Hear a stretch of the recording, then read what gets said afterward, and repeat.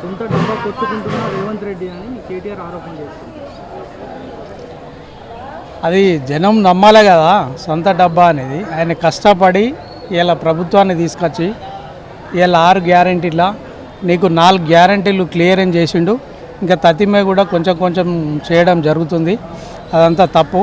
TRS ప్రభుత్వం ఏం చేస్తుంది అని అంటే ఖాళీ వాళ్ళ స్వార్థాల కోసమే, వాళ్ళ కుటుంబం కోసమే చేస్తున్న వ్యవస్థ తప్ప వేరే కాదు. ప్రజలకు చేసింది ఏం లేదు. వాళ్ళు ఇవాళ ఒక విధంగా చూడండి, ఇవాళ మాజీ ముఖ్యమంత్రి కేసీఆర్ బిడ్డ కవిత గారు ఇవాళ తెలంగాణ నుంచి ఢిల్లీ దాకా కూడా చీప్ లిక్కర్లో ఇరుక్కుంటే ఇవాళ జైల్లో ఉంటే ఇవాళ బీజేపీతో కుమ్మెక్కాయి ఇవాళ వాళ్ళని తీసుకొచ్చింది నిజం కాదా? హరీష్ రావును కేటీఆర్ ఢిల్లీ పోయి 10 సార్లు పెద్దలు నరేందర్ గారిని కలిసి ప్రధానమంత్రిని కలిసి ఇవాళ లోపారి ఒప్పందంతో ఇలా రిలీజ్ చేసింది నిజం కాదా అనేది ఒక ప్రజలు ఆలోచన చేస్తుర్రు. అంతేకాకుండా ఇలా ఏదైతే వాళ్ళు అంటుర్రో రేవంత్ రెడ్డి చాలా చిన్నగా ఒక చిన్న స్థాయి నుంచి ఎదిగి ప్రజాబలంతో ప్రజలతోని ఉన్న వ్యక్తి, ప్రజల నాడి తెలిసిన వ్యక్తి, ప్రజలకు ఏం కావాలనో అది చేసేందుకు ముందంజలో ఉన్నారు. అవకాశం మొన్ననే వచ్చింది కదా, 14 ఏళ్ళ కిందనే వచ్చింది కదా.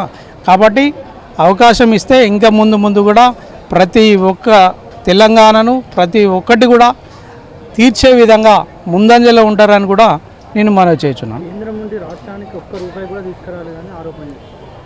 కేంద్రం నుంచి అంటే ఇప్పుడు కేంద్రంలో బీజేపీ ఉన్నది, ఇక్కడ కాంగ్రెస్ ఉన్నది. వీళ్ళకు ఎంతవరకు కోటా అయ్యానో అంతవరకే ఇవ్వడం జరుగుతుంది. ఎక్కువ తీసుకురావాలంటే ఇక్కడ నీకు మంత్రులు ఉన్నారు, కేంద్ర మంత్రులు 2 కిషన్ రెడ్డి గారును బండి సంజయ్ గారు ఉన్నారు. వాళ్ళు తీసుకురావచ్చు కదా. ప్రసాదం స్కీమ్ కింద ఇవాళ వేములాడనే చూస్తుంటే ఇవాళ ఎన్నో నిధులు కాసిన కానీ కథ కానీ ఎన్నో నిధులు ఇవాళ నరేంద్ర మోడీ గారు వాళ్ళకు ఇవ్వడం జరిగింది ఉత్తరప్రదేశ్లో. ఇట్లా ఇక్కడ తెలంగాణని ఎందుకు తీసుకురాలే? ప్రసాద స్కీమ్ ఉండి కూడా నువ్వు ₹1 కూడా తీసుకురాలేదు. ఇలా కేంద్ర మినిస్టర్ అయి ఉండి కూడా ఫస్ట్ వాళ్ళు సమాధానం చెప్పాలి. కిషన్ రెడ్డి కానీ ఇలా బండి సంజయ్ గారు కానీ ఇలా సమాధానం చెప్పవలసిన అవసరం ఉన్నది. ఇలా తెలంగాణనే అతిపెద్ద దేవాలయం శివక్షేత్రం వేములవాడ ఎందుకు తీసుకురాకలేకపోయారు? కాబట్టి వాళ్ళ వైఫల్యమే ఇది తప్పితే ఇలా రేవంత్ రెడ్డిది కాదు అనేది మా అభిప్రాయం. ఓటేసి మోసపోయామని జనం చివాట్లు పెడుతుంటే ఢిల్లీ చక్కర్లు కొడుతున్నాడు రేవంత్ రెడ్డి. ఢిల్లీ చక్కర్లు ఎందుకు కొడతారా? ఢిల్లీ చక్కర్లు ఏదైనా పని ఉంటే వద్దు. ఆయన ముఖ్యమంత్రి హోదాలో ఏ పని ఉన్నా కూడా ఢిల్లీకి పోవాల్సిందే కదా. ఢిల్లీకి పోయి ఢిల్లీకి ఏమైనా సమస్యలు ఉంటే కంప్లీట్గా ఎంపీలతో ఇట్లా మాట్లాడి క్లియరెన్స్ చేస్తాడు. దానిలో ఢిల్లీ పోతున్నా అంటే ఇంతకుముందు కేసీఆర్ ఉన్నప్పుడు పోలేదా? అంతకుముందు వేరే ముఖ్యమంత్రి ఉన్నప్పుడు పోలేదా? ప్రతి ముఖ్యమంత్రి అయినా కూడా ఏ సమస్య ఉన్నా నీకు ఢిల్లీకి పోకపోతే సొంత రాష్ట్రానికి ఆపదలు వస్తే ఎటు పోతారు? కేంద్రంతోనే కదా చెప్పుకునేది. దానికి రాద్ధాంతం చేయాల్సిన అవసరం లేదు కదా. వాళ్ళు ఇడిపించేతందుకో వాళ్ళ కుటుంబాలు జైల్లో పడితే ఇడిపించేతందుకో పోతలేడుగా. ప్రజాస్వామ్యం కోసమే పోతుండు కదా, ప్రజల కోసమే పోతుండు కదా. దాన్ని తప్పు పడితే ఎట్లా? నీళ్లు లేక పంటలు ఎండిపోతే కనీసం సాగునీళ్ళపై సమీక్ష చేయడం లేదు. ఇప్పుడు ఒక్కటే ఆలోచించాలి. రేవంత్ రెడ్డి పాలన మొన్ననే వచ్చింది, దాని వైఫల్యం ఫస్ట్ ఉంటుంది. టీఆర్ఎస్ పాలన వైఫల్యమే ఇవాళ ఎండిపోవటానికి కారణం. అంతే తప్ప ఈ రేవంత్ రెడ్డి పాలన కాదు.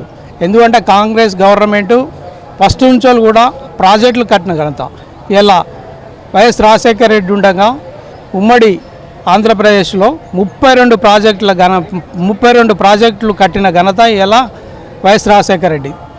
కాబట్టి అవకాశం ఇస్తే ఇంకా ముందు కూడా దాన్ని సరిదిద్దుకునే విధంగా ముందంజలో ఉంటారు. 10 ఏళ్ళ వైఫల్యమే ఇలా ఎండిపోవడానికి కారణం. వాళ్ళ ప్రాజెక్టులు ఇలా ఒక్క ప్రాజెక్టు కట్టి అన్ని కూలిపోయే వ్యవస్థలు ఉన్నది.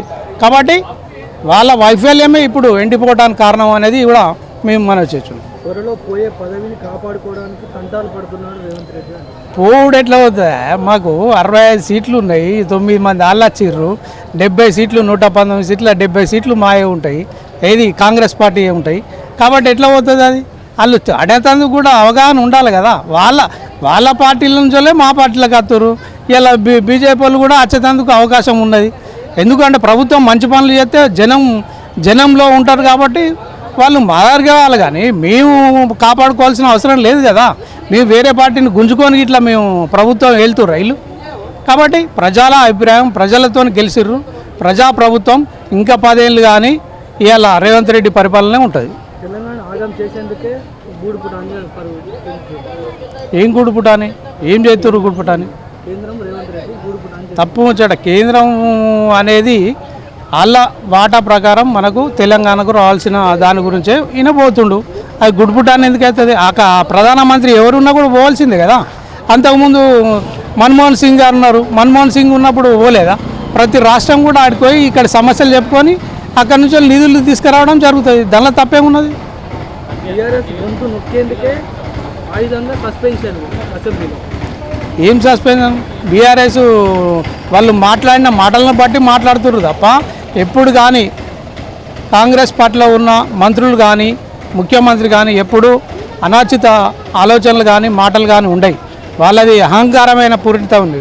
ఎందుకంటే అధికారం పోగానే మేమే అనే భావన. మొన్న చూసినాం స్పీకర్ గారు ఒక దళిత బిడ్డను ఏ రకంగా మాట్లాడిర్రు అనేది ఇలా తెలంగాణ ప్రజలు చూడడం జరిగింది. అంత హీనంగా మాట్లాడు అనేది ఆ టీఆర్ఎస్ పార్టీ వ్యవహారీ చూస్తుంటే ఇలా ప్రజలు వాళ్ళను చీకొడుతుర్రు. బీఆర్ఎస్ పార్టీ బీజేపీ పార్టీ లోపాయికార ఒప్పందం, కలిసి అలుముకొనుడు, కలిసి దావతులు చేసుకున్నాడు, ఏడ తాగుతురు ఏడ వండురు ఈ తెలంగాణ సమాజం అంతా తెలుసు.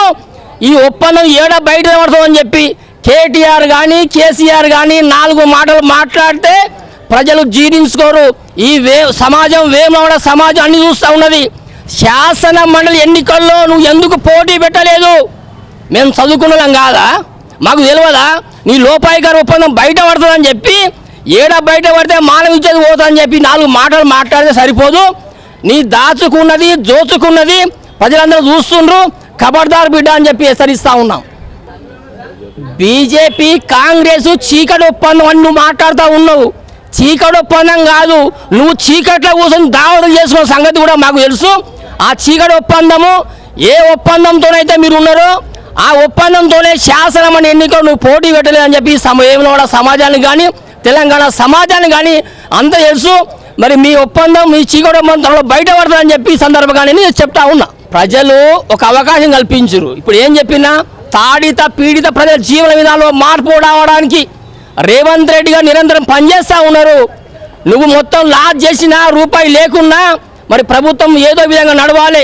చిన్న స్థాయిలు చిన్న పరిశ్రమ ద్వారా గొప్పవాళ్ళు కావాలని చెప్పి రేవంత్ రెడ్డి గారు మరి నిరంతరం పనిచేస్తూ ఉన్నారు. వారందరికీ హ్యాండ్స్ అప్ చేస్తూ ఉన్నాం. నిన్న ఏదైతే కేటీఆర్ గారు ఎక్స్ వేదికగా చేయడం జరిగిందో దాంట్లో సీఎం రేవంత్ రెడ్డి గారు ఏదో సొంత డబ్బా కొట్టుకుంటారు అన్న విధంగా మాట్లాడడం జరిగింది. మాట్లాడే ముందు కనీసం అవగాహనతో మాట్లాడండి. కేటీఆర్ గారు ఈ రాష్ట్ర ముఖ్యమంత్రిగా 10 సంవత్సరాల మీ నిరంకుశత్వ పాలనను ఎండగట్టి కాంగ్రెస్ పార్టీని అధికారంలోకి తీసుకొచ్చిన వ్యక్తి. ఆయన రాష్ట్ర ప్రయోజనాల కోసం ఏదైతే ఉందో మీరు చేసిన అప్పులను కానీ మీరు చేసిన తప్పులను కానీ సవరిస్తూ వాటన్నిటినీ అధిగమిస్తూ ఈ రాష్ట్రంలో సుభిక్షమైన పరిపాలన అందిస్తూ ఉన్నారు. మీరు చేసిన తప్పుల గురించి మీరు మాట్లాడకుండా రేవంత్ రెడ్డి గారి గురించి సొంత డబ్బా కొట్టుకుంటున్నారని మాట్లాడడం అయితే చాలా శోచనీయము. ఒకసారి మాట్లాడే ముందు మనం కొంచెం ఆలోచన చేయాలి. ఎందుకంటే ఒక ప్రధాన ప్రతిపక్ష నాయకుడిగా హోదాలో ఉండి మీరు ఈ రాష్ట్రం ప్రయోజనాల కోసం మీరు చేస్తున్న పని ఏంది? మీరు ఏం చేస్తున్నారు? ఇవాళ రేవంత్ రెడ్డి గారిని విమర్శిస్తున్నారు కదా. ఈ రాష్ట్రంలో గత 10 సంవత్సరాల్లో మీరు చేసిన విధ్వంసం ఏంది? అదేవిధంగా రేవంత్ రెడ్డి గారు 10 సంవత్సరాల మీరు చేసిన విధ్వంసాన్ని ఏ విధంగా పూడ్చడానికి ప్రయత్నం చేస్తున్నారన్న విషయాన్ని కూడా ఖచ్చితంగా మీరు దృష్టిలో పెట్టుకోవాల్సిన అవసరం ఉన్నది. గత 10 సంవత్సరాల కాలంలో మీరు ఏదైతే ప్రధాన ఈ రాష్ట్రంలో రాజకీయ పార్టీగా అధికారంలో ఉండి బీజేపీ టీఆర్ఎస్ రెండు కూడా ఏ టీం బి టీంలుగా పనిచేసిన మీరు ఇవాళ గతంలో మీరు ఎన్ని నిధులు కేంద్రం నుంచి తీసుకొచ్చినా ఈసారి ఈ ప్రజలకు సమాధానం చెప్పాల్సిన అవసరం ఉంటుంది. పంటలు ఎండిపోతుంటే కనీసం సాగునీళ్ళపైన సమీక్ష చేయకుండా చేయడం లేదు రేవంత్ రెడ్డి. మీలాగా కమిషన్ల కోసం కాళేశ్వరం ప్రాజెక్టులు కానీ కమిషన్ల కోసం ప్రాజెక్టులు కట్టిన చరిత్ర మాకు కాంగ్రెస్ పార్టీకి లేదు. ఖచ్చితంగా ఈ కాంగ్రెస్ పార్టీ ఏదైతే ఉందో రైతుల పట్ల చిత్తశుద్ధితో ఉన్నది. కాంగ్రెస్ పార్టీ ఖచ్చితంగా రైతుల మీద సమీక్ష చేయడానికి కానీ రైతుల పక్షాన పోరాటం చేయడానికి కానీ రైతుల పక్షాన నిలబడడానికి కానీ కాంగ్రెస్ పార్టీ ఎల్లవేళగా కృషి చేస్తూ ఉంటుందని సందర్భంగా తెలియజేస్తున్నాం. త్వరలో పోయే పదవిని కాపాడుకోవడానికే తంటాలు పడుతున్నారు రేవంత్ రెడ్డి. ఆ మాట మాట్లాడడానికి నిజంగా కేటీఆర్ గారికి అయితే నిజంగా సిగ్గుండాలి. నేను ఈ మాట్లాడడానికి కొంత బాధపడుతున్నా కానీ కొంత ఒక ప్రధాన ప్రతిపక్ష నాయకుడుగా ఉండి మాట్లాడడానికి సిగ్గుపడాలి. మీరు బీజేపీకి బీటీమాక్ మీరు కొనసాగుతూ బీజేపీ ఈ రాష్ట్రానికి రావాల్సిన ప్రయోజనాల గురించి ప్రతిసారి కూడా కేంద్ర మంత్రివర్గంతో చర్చలు జరుపుతూ ఈ రాష్ట్రానికి రావాల్సిన ప్రయోజనాల కోసం వెళ్తున్న ముఖ్యమంత్రి మీద మీరు అభాండాలు వేస్తున్నారు కదా. గతంలో తెలంగాణ రాష్ట్రంలో భారతీయ జనతా పార్టీని ఈ స్థాయికి ఒక రకంగా చెప్పాలంటే జాకిలు పెట్టి లేపిన చరిత్ర మీది. తెలంగాణ రాష్ట్రంలో 8 ఎంపీ సీట్లు రావడానికి మీరు ఏ విధంగా కృషి చేసిండ్రో గతంలో ప్రజలంతా చూసిండ్రు. బీజేపీకి మీరు ఒక ప్రధాన రాజకీయ అనుబంధ పార్టీగా కొనసాగుతూ ఉన్నారు. దానికి ఉదాహరణే మొన్న జరిగిన ఎమ్మెల్సీ ఎలక్షన్లు. కనీసం తెలంగాణలో ప్రధాన ప్రతిపక్షంగా ఉన్న మీరు ఎమ్మెల్సీ ఎన్నికల్లో ఒక అభ్యర్థిని కూడా పెట్టలేక మీ ఓట్లన్నీ కూడా బీజేపీకి మళ్లించి బీజేపీ గెలవడానికి కృషి చేసిన మీరు ఇవాళ రోజున ముఖ్యమంత్రి రేవంత్ రెడ్డి గారిని మాట్లాడుతూ ఉన్నారు. కేవలం రాష్ట్ర ప్రయోజనాల కోసం మాత్రమే, తెలంగాణ రాష్ట్ర ప్రయోజనాల కోసం కేంద్రంలో ఉన్న మంత్రులు కానీ ప్రధానమంత్రులు కానీ ఒక్కసారి కాదు 100 సార్లైనా కూడా కలవడానికి మేము సిద్ధంగా ఉన్నాం. మీరు మా మీద విమర్శలు చేసే ముందు మీరు ఒకసారి ఆలోచించుకోవాలి. మీ నాయకులు రోజు ఎవరితో టచ్లో ఉన్నారు? మీ బావ ఆయన హరీష్ రావు ప్రయాగరాజ్ పోయి ఎవరితో మాట్లాడొచ్చిండు? ఆర్ఎస్ఎస్ నేతలతో మీ టీఆర్ఎస్ నాయకులు ఎందుకు టచ్లోకి పోతున్నారు? దీన్ని మీరు దృష్టిలో పెట్టుకొని మాట్లాడాలి తప్ప కోడిగుడ్డు మీద ఈకలు లెక్క పెట్టే ప్రయత్నం చేయొద్దని సందర్భంగా చెప్తున్నాం. ఓటేసి మోసపోయామని జనం చివాట్లు పెడుతుంటే ఢిల్లీలో చక్కర్లు కొడుతున్న రేవంత్ రెడ్డి. ఓటేసి మోసపోయామని జనం ఏ రోజు కూడా అనుకోవట్లేదు. మీ 10 ఏళ్ల నియంత్రణతో పాలన పక్కన పెట్టిన జనం చాలా సంతోషంగా ఉన్నారు.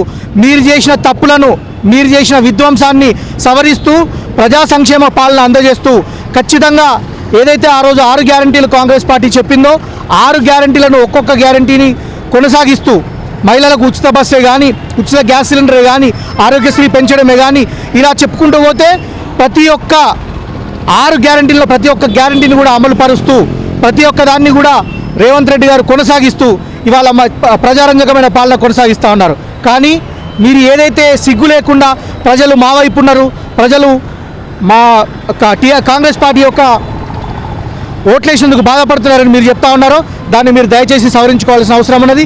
ఎందుకంటే ప్రజలు ఖచ్చితంగా 10 ఏళ్ల విధ్వంసాన్ని, 10 ఏళ్ల టీఆర్ఎస్ పాలనను ప్రజలు చరమగీతం పాడి కాంగ్రెస్ పార్టీకి అధికారం అంటగట్టి ఇవాళ ప్రజారంజకమైన పాలనను, ప్రజాపాలనను అందజేస్తున్న రేవంత్ రెడ్డి గారి మీద ఈ విధమైన వ్యాఖ్యలు చేస్తే మాత్రం ఖచ్చితంగా ఊరుకునే లేదని ఈ సందర్భంగా చెప్తా ఉన్నాం.